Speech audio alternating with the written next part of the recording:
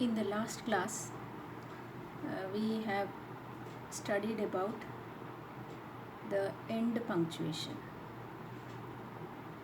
Now, today we will look into what is internal punctuation. So, already I have told you that internal punctuation comes within the sentences. So, the internal punctuation marks are semicolon. The symbol is given in the brackets. For every punctuation mark, the symbol is given in the brackets. Semicolon. The second is colon. The third one is comma. Then quotation marks and ellipses. Ellipses are 3 dashes. In the quotation marks, we have double quotation marks, that is, and the single quotation marks.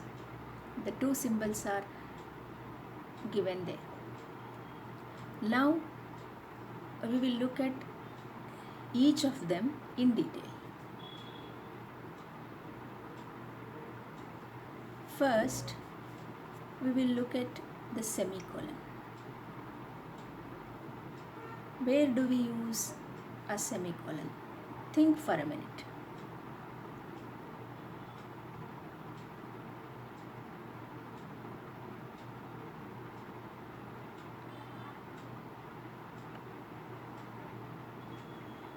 It makes a greater pass in a sentence than a comma and weaker than a full stop. The pause is between a comma and a full stop. Now we will look at it where it is used. You note it, a greater pause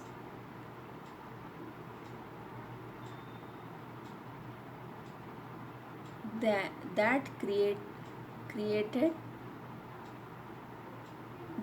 created by a comma and weaker than a full stop.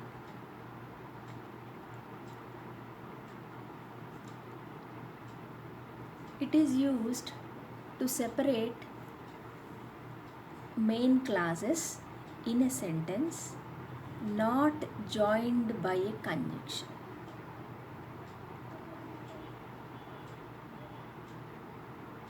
Some sentences are joined by the words conjunction and. Okay, the easiest one of the conjunction is and. So they may be joined by and. But for the sentences which don't have a conjunction, to separate these two sentences, we use a semicolon. Let's take the example is given there. Behave yourself well. There all the honor lies.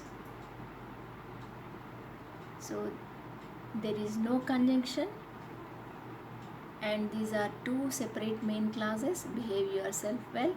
There all the honor lies. There are two main clauses.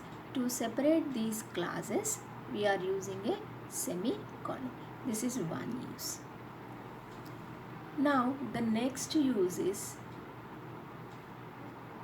to separate parts of a sentence which has many commas. If there are many commas in a sentence, to separate an idea with the other. See, here one beautiful example is given.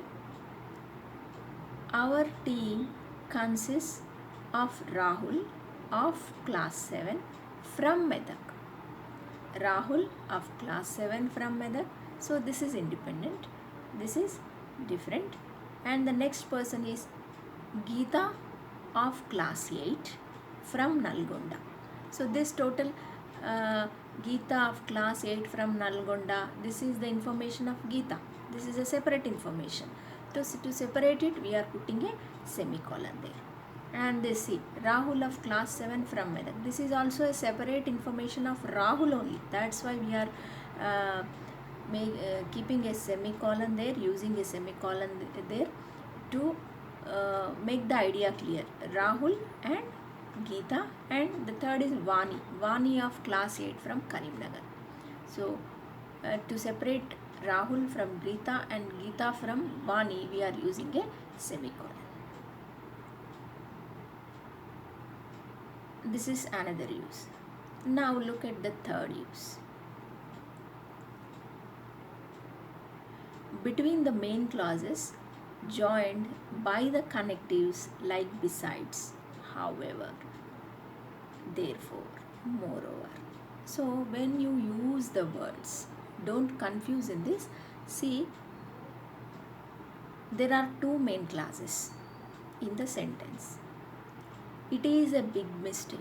This is a main clause. You are excused this time. This is another main clause.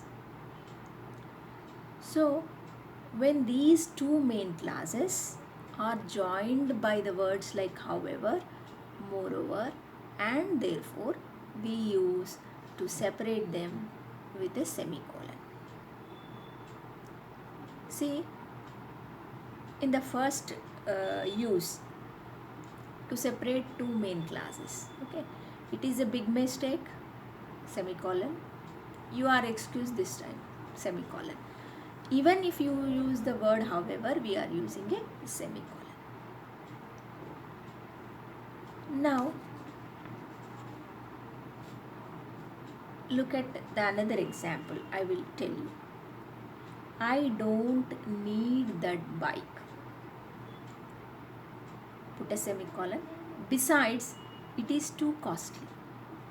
So in this sentence, I don't need that bike. This is a main clause. It is too costly is a main clause. These two sentences are joined by the connective besides.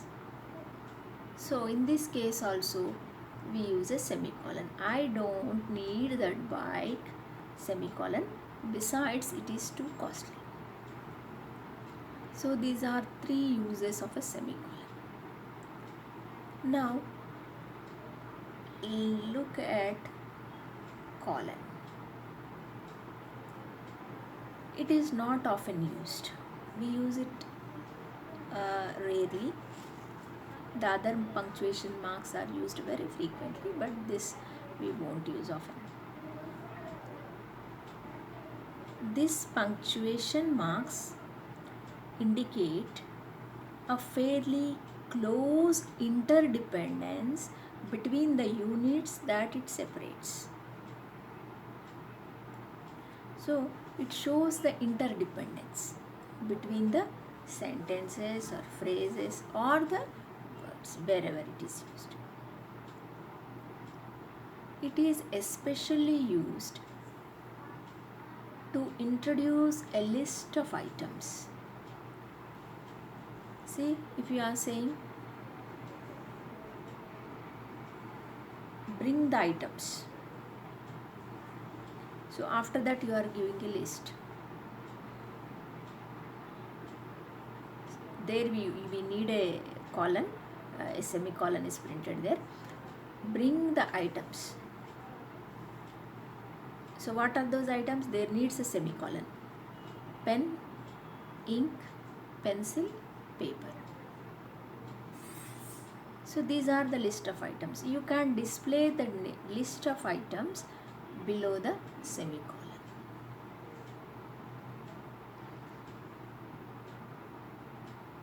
Or the students in the class are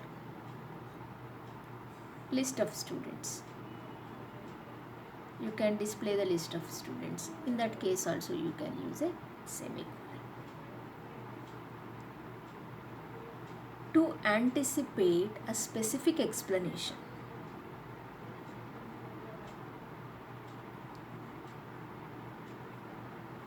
See, cancer is dangerous. It kills lakhs of people every year.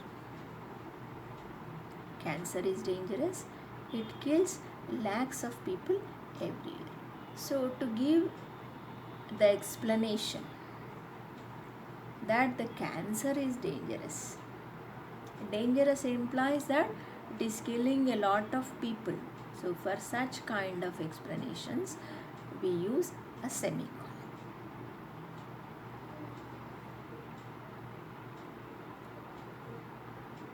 Now come to a comma.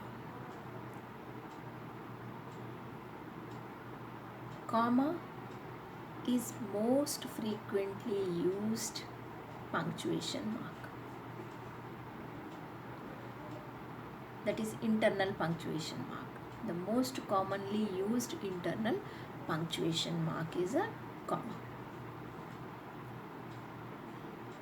This comma provides a slight pause, a slight stop, break.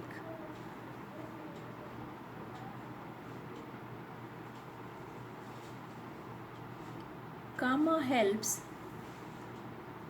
when to separate. Comma helps to separate more than two words of the same class.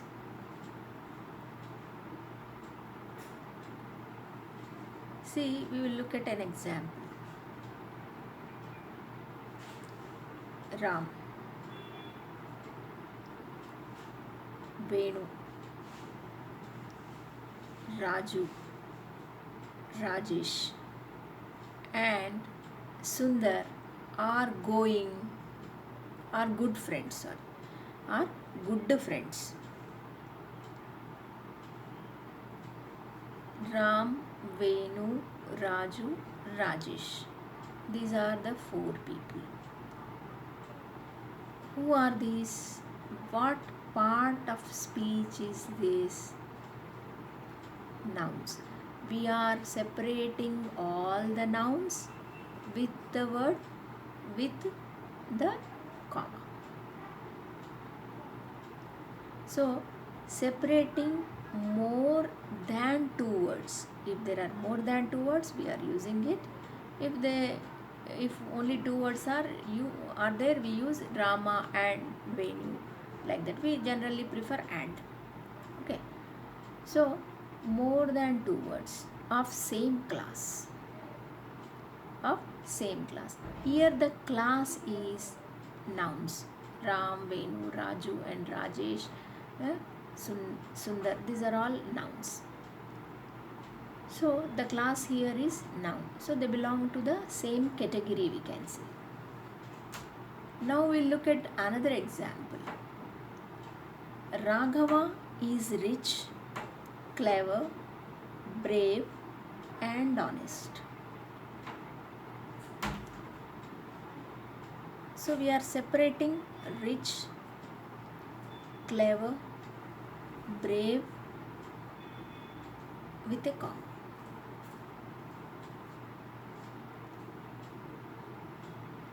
What is rich? Think for a minute. Rich, clever, brave and honest. What are these?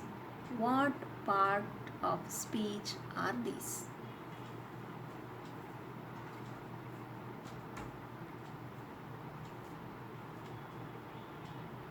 Yes, these are adjectives. To separate a class of adjectives, it's a class. They belong, all the words rich, clever, brave and honest belong to the same class. The class is adjectives. So here we are separating the adjectives by using a comma.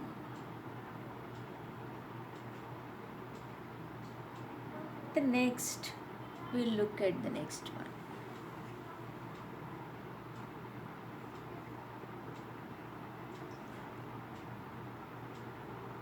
After an adverbial clause or phrase. So here there are two parts of a sentence. After we had attended the party is one part.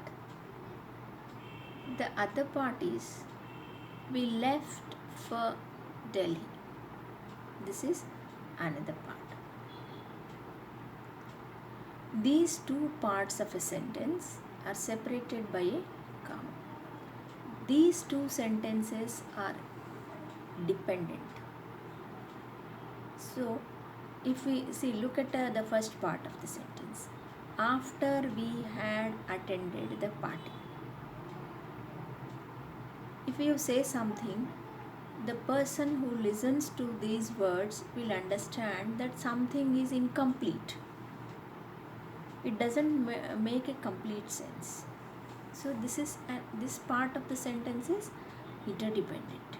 We left for Delhi, the total meaning is conveyed. So only the first part of the sentence is dependent upon the second part. So that's why the first part is a class. And it is doing the work of, it is rendering the work of an adverb. So we are calling it as an adverbial class.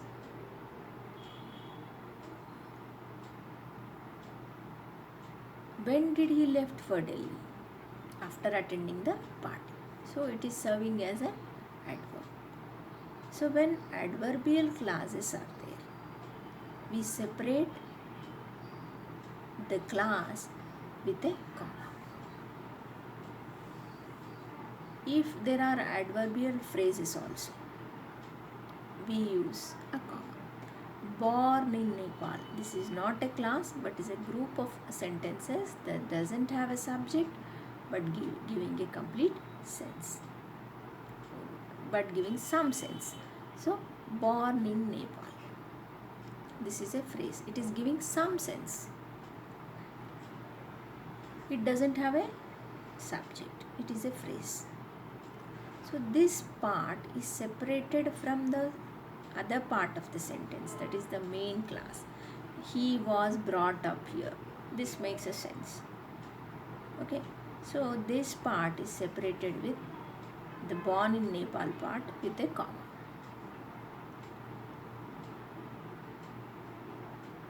In non-defining relative clauses. First, we will look at what is non-defining relative clause.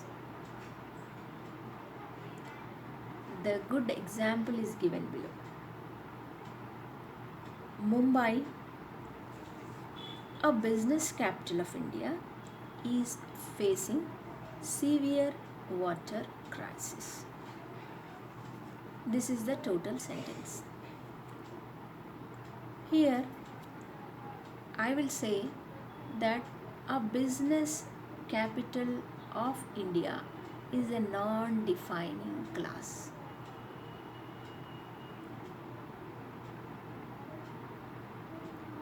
It's a non-defining clause. So, look at this sentence. Mumbai is facing severe water crisis. So, in the second case, that is Mumbai is facing severe water crisis. Even if you look at, you leave that part, a business capital of India. If you are leaving the part, a business capital of India, even though the meaning is conveyed. So, a business capital of India gives extra information about Mumbai. Okay, it is only put in between to give extra information about Mumbai. So, this is not defining what Mumbai is. This is not defining what Mumbai is. So, this sentence is called non-defining. This clause is called non-defining clause. So, in non-defining clauses, when non-defining clauses are used, we separate the non-defining clause from the sentence with commas. See, we are separating it. Before we are using a comma and after. See, the clause is a business capital of India. comma and comma. We are separating that part of the sentence. Let us take another example. My grandfather, who celebrated his 84th birthday, is a philanthropist. Okay, the person may convey like this: my grandfather is a philanthropist. Okay, actually this is what the sentence is conveying. So, but the person is giving the extra information about his grandfather. What is that extra information? Who celebrated his 84th birthday. This is the extra information of the grandfather, and this can be separated by comma. The total clause is separated by a comma. Now we will look into another use.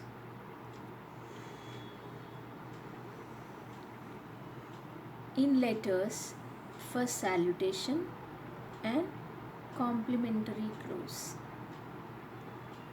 So in the letters, dear sir, when you write, okay, for salutation, dear sir, dear madam, we separate the other part of the other from the body of the letter. We write it totally separately. After dear sir, we leave the whole sentence, and in the next line we write the subject, reference, or whatever it is. But after that we put a comma. Here, even if you name a person, the example is given, dear Sri. There you are separating with a comma. And in the end, when there is a complimentary clause, yours faithfully, comma, yours sincerely, comma, yours truly, we put a comma. So there commas are used. The another use of a comma is to introduce direct speech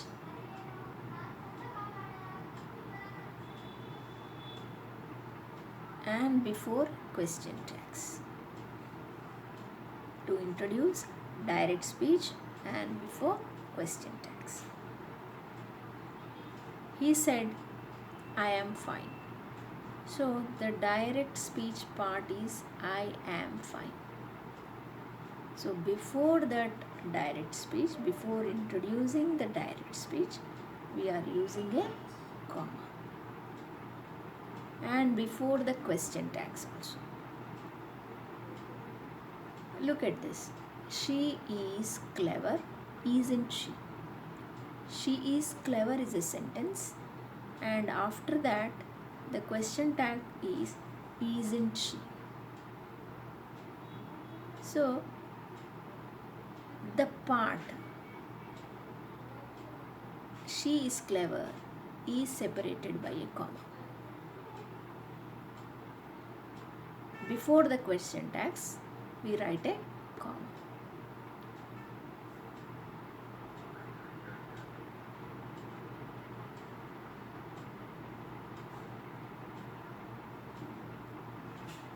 Yes, this is a very common we use to separate date, month from year. If you are writing in writing like that which I have shown, 15th August 1947. So August is the month is separated with a comma. January 26, 1950. January 26 is the date, and that date is separated with a comma. So this is another use of a comma. In writing the postal address,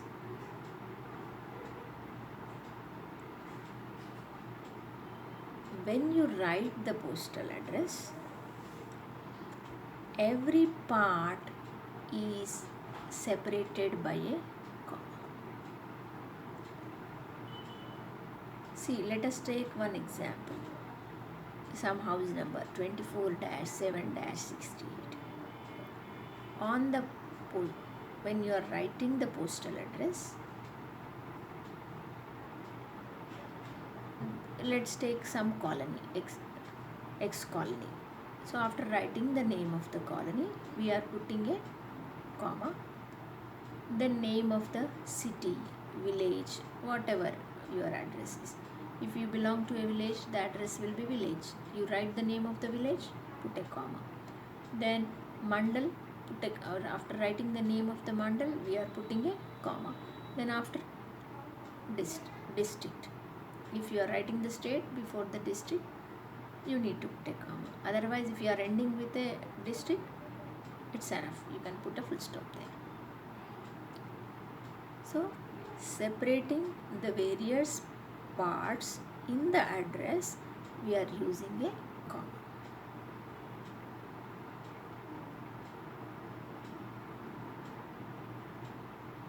After some words or expressions, I have given a few words and expressions there. Luckily, finally, accordingly, also, consequently, for example, namely. These are some words I have given. If you have a book, pen and paper, you note other words also. Meanwhile, nevertheless, obviously, perhaps, however, therefore, of course, actually, besides, otherwise, in fact. I'll repeat. Luckily, finally, accordingly, also, consequently, for example, namely, nevertheless, obviously, perhaps,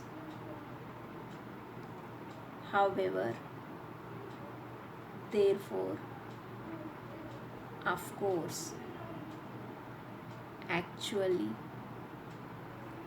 besides, otherwise, for example, namely, in fact. These are some words. After these words and expressions, we use a comma. Try to remember this. The next is to separate interjections and other words like yes, no, wow, alas, hurrah, such kind of words. So, interjections and other words like yes and no. When you use the word yes or no, you put a comma after yes or after no. It's compulsory. After the expressions, exclamatory expressions like interjections. Wow is the interjection. So after that, you can put a comma.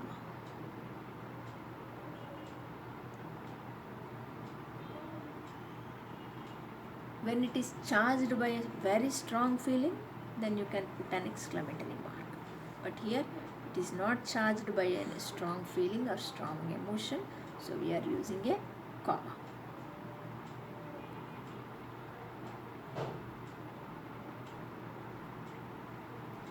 after a noun or pronoun in vocative case. Vocative case is when somebody is called, like Raju sir called. So that is vocative case. Here Raju is in vocative case. Raju is the noun and it is in vocative case. Make a correction. After a noun or pronoun in vocative case. Raju, come here. Raju is in vocative case. So you are using a comma. Sir, may I come in? Sir is a pronoun and you are calling a person, so it is in vocative case and we are using a comma there. The next one is to separate a name from a degree or department. When you are writing somebody's name after a degree or somebody's name and then you are writing a degree, you need to put a comma there. I have given the example. She is Divya. Okay. Divya is an IAS. So IAS. This part is separated with the degree or the department what she is working with a comma. I will give another example. I am Yashasri, lecturer. So I am Yashasri, comma, lecturer.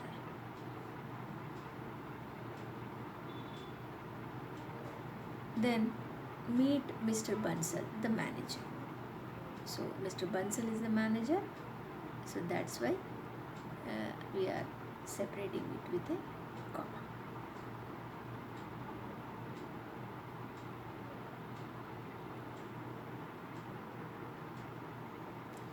So let's have a recap. This comma is very useful for you. Let's have a recap. So the first important use is to separate more than two words of the same class. That is, when same class is going on, same words of the same class are there, we separate them with a comma. After the adverbial clauses, we separate, or phrase we separate with a comma. In the non-defining clauses, we use a comma. For salutations and complimentary clauses, we use a comma. Before the question tags and to introduce the direct speech. After dates or months to separate from a year. In the postal addresses to separate various components. After some words and expressions like luckily, finally, etc. To separate interjections and other words like yes, no, wow. Then after a pronoun or noun in the vocative case, to separate a name from a degree or department, we use comma. So you have seen how comma is useful to us. I think the most used punctuation marks till now which we have studied is the comma. So remember the use of a comma in a proper way. Now let's look at the quotation marks. The quotation marks are also called as inverted commas. We use the word inverted commas. It's a very commonly used word. Instead of saying quotation marks, many people say it as inverted commas. So in this, There are two types of inverted commas that which I have shown on the slide. The first type is the single inverted commas, because a single comma like structure is found at the top, so that's why we are calling it as single inverted commas. The second type is double inverted quotation marks, or the commas are two.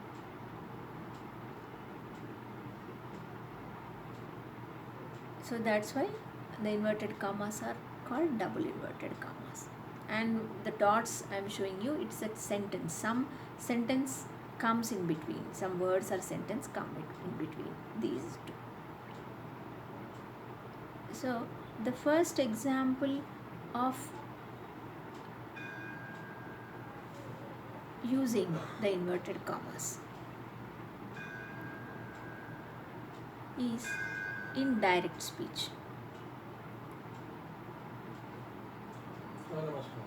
When you introduce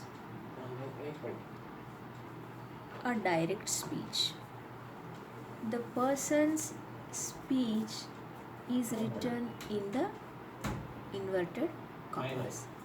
Here, what the person spoke, he said, I am fine. I am fine is the words spoken by the person. So that's why I am fine is written in the inverted commas. The actual words of the person. Okay. And to enclose the titles of stories, books, plays, poems, articles. Let's take the example. Gulzar wrote The Magical Earth. The Magical Earth is a poem. Yes, it is in our syllabus. So the Magical Earth is the title of the poem. So that's why we are using the single inverted commas. You remember, here we use the single inverted commas. If you use the title of a book, then let's take one of the books.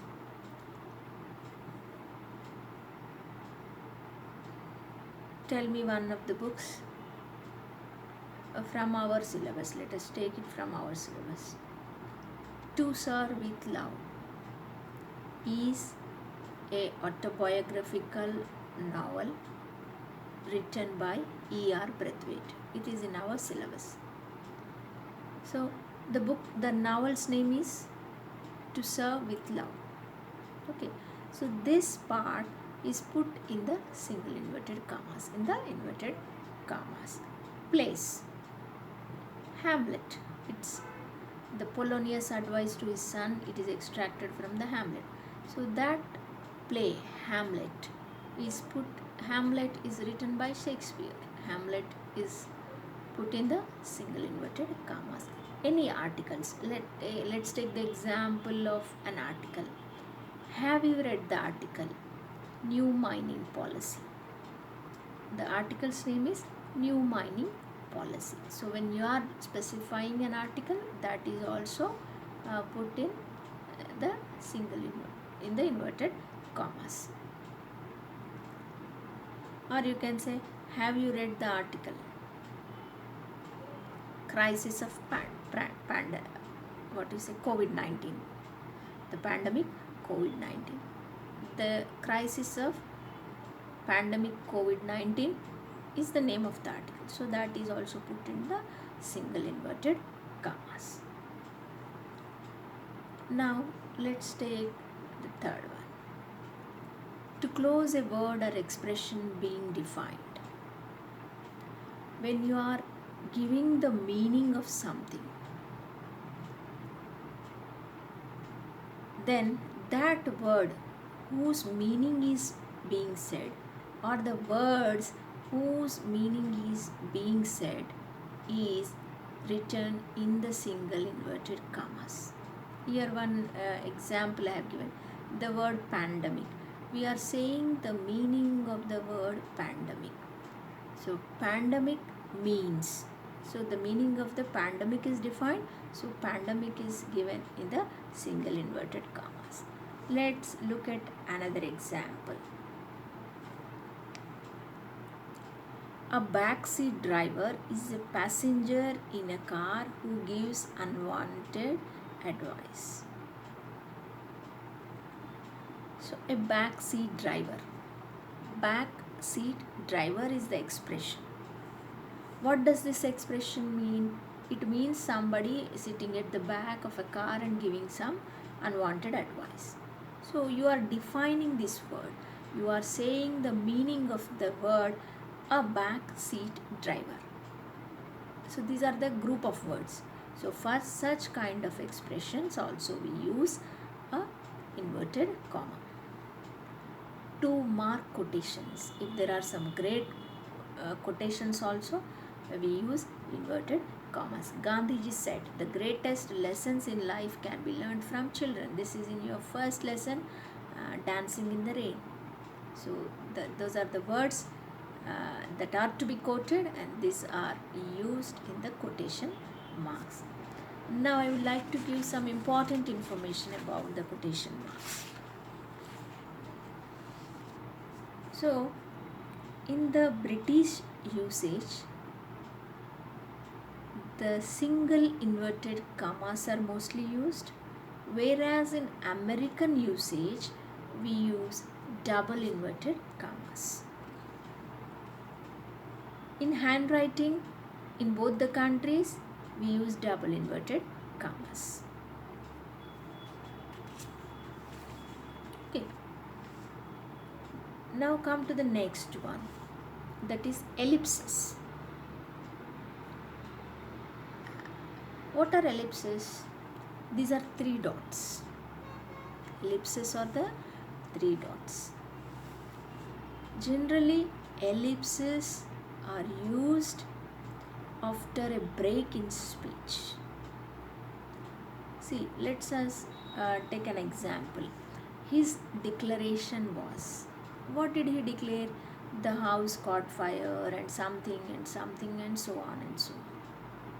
So there is a break in speech there. The house caught fire. He stopped there. So you use ellipses. An alternative to etc. Instead of using etc., we use ellipses. See, I brought fruits, nuts, papers, pencils, vegetables. So these all the items I brought, etc. So instead of saying etc., I brought fruits, nuts, vegetables, and so on. Okay, we are using the ellipses. When a word or phrase in quotation is omitted. See, this is one beautiful quotation. Stone walls do not make a prison, nor iron bars a cage. So a prison can't be made with the stone walls, or a cage, iron bars cannot make a cage.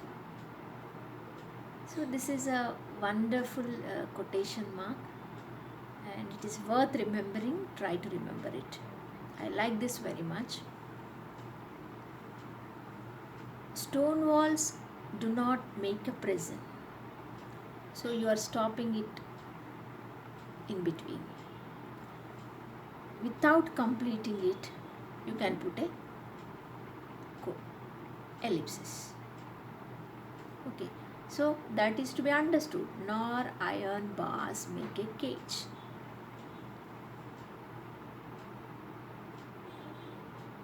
To make a longer pause in a dialogue. When there is a dialogue, and if you want to show a very longer pause, come here. Try to understand when you are writing dialogues. when dialogues are written. In the plays, generally dialogues are written. So when the writer wants to convey that there is a very long pause there, then he uses the ellipsis. Now let us take the example. Come here. There is a long pause.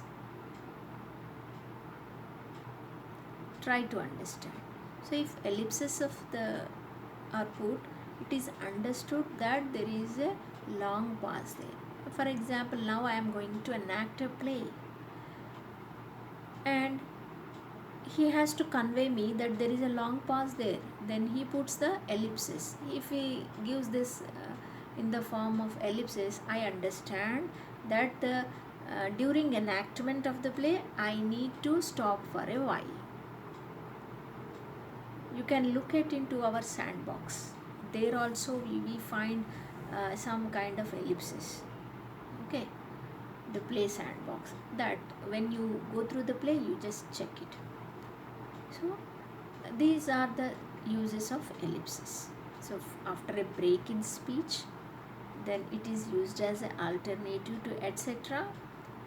Then when the quotation, when your half of the quotation or some part of the quotation is omitted, we are not completing it, we are keeping it half. A part of the quotation is written, then that means the other part is understood, then you are using ellipsis. To make a longer pause in the dialogue, when there needs a longer pause in the dialogue in plays or in written communication, then we are using a ellipse. So in this class you have studied about the 5 important internal punctuation, that is semicolon, colon, comma, inverted commas, or we call it quotation marks, and then ellipsis. Of this, the most frequently used is a comma. I hope you understood the chapter very well. Thank you for being with me. Thanks once again, and we will end this here, and in the next class we will take up the word punctuation, which is very small, and I will give you exercises. Thank you once again.